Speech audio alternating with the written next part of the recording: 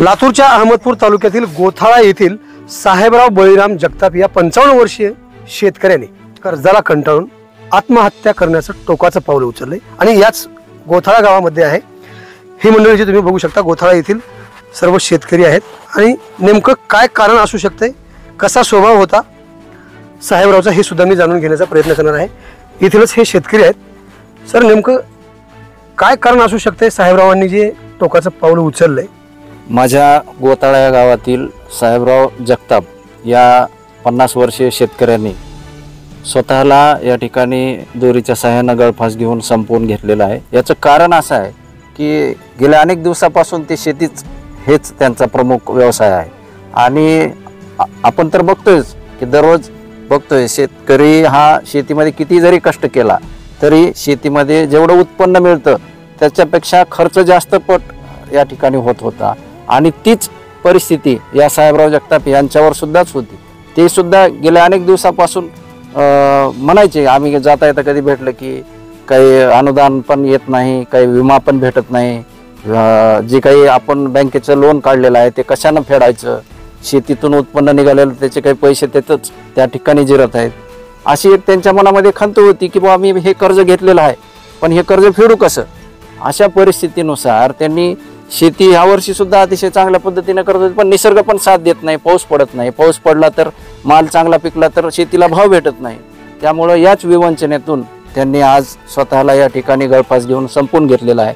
अतिशय दुर्दैवी घटना माझ्या गावामध्ये या ठिकाणी घडलेली आहे। तक्रार भरून येणाऱ्या या प्रतिक्रिया शेतकऱ्यांच्या मी ऐकतोय।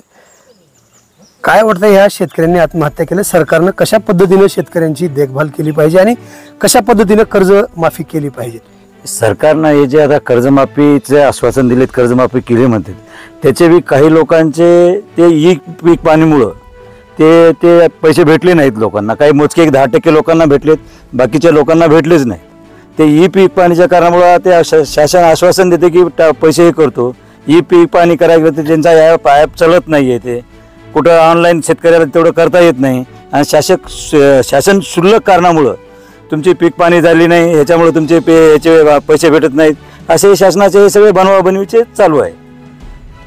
गोथाळा गावातील शेतकऱ्यावर पसरलेली ही शोककळा पाहिल्यानंतर सरकारला म्हणावं वाटतंय की खरंच ज्यावेळी तुम्ही आश्वासन दिलं होतं शेतकऱ्यांना महाराष्ट्रातल्या की आम्ही सत्तेत आल्यानंतर शेतकऱ्यांचा सातबारा कोरा करू, मग हे नेमका कधी होणार आहे? किती शेतकऱ्यांच्या आत्महत्या झाल्यानंतर आज राज्यामध्ये जर आकडेवारी जर पाहिली तर दिवसाला 7 शेतकऱ्यांची आत्महत्या होताना आपल्याला पाहायला मिळते, मात्र सरकार अजूनही याकडे लक्ष देत नाही। याच गोथाळा गावचे प्रथम नागरिक अर्थातच सरपंच माझ्या सोबत आहेत। एक लोकप्रतिनिधी म्हणून आणि शासनाचे प्रतिनिधी म्हणून त्यांच्याकडे तुम्ही कशा पद्धतीने मागणी करणार आहात की राज्यातला शेतकरी सुखी झाला पाहिजे, जेणेकरून कमीत कमी आत्महत्याकडे तरी वळला नाही पाहिजे? काय तुमच्या भावना आहेत? माझ्या आज या गोथाळा गावामध्ये जे आज आत्महत्या घडलेली आहे ही केवळ शासनाच्या कर्जमाफीच्या आश्वासनामुळे आज घडलेली आहे। कारण जे शासन आजपर्यंत कर्जमाफी झाली आहे, कर्जमाफी देणार आहे, विमा पडणार आहे, विमा आता जमा होणार आहे, वारंवार तारखा सांगत आहेत, वारंवार दिवसा एक दिवस पुढे ढकलतात, तर हे कदाचित सरकारनं बंद करायला पाहिजे आणि जो सरकारनं शब्द दिलाय तो त्यांनी ठामपणे शेतकऱ्याच्या मदतीसाठी धावून त्यांचा शब्द आला पाहिजे। तर आज जी आमच्या गावात दुर्घटना झालेली आहे तर हे कदाचित शासनाच्या मदतीमुळे बंद होईल आणि शासनाला मी एवढं सांगतो की कर्जमाफी आणि हे काय विमा वगैरे आहे ते प्रत्येकाला शेतकऱ्याच्या मदतीपर्यंत पोहोचली पाहिजे।